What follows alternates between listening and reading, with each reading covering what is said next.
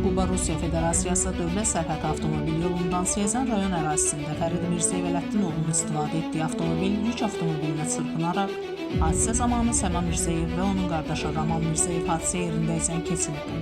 Faktla bağlı araşdırma aparılır.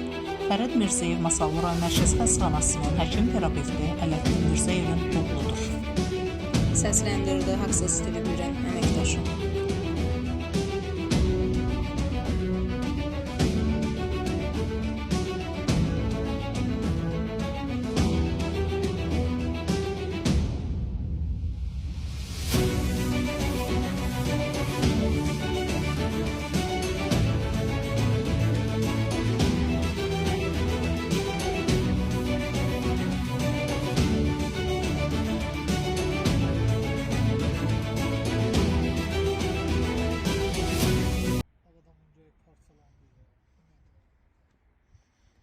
Belə zülümlü ölüm olar.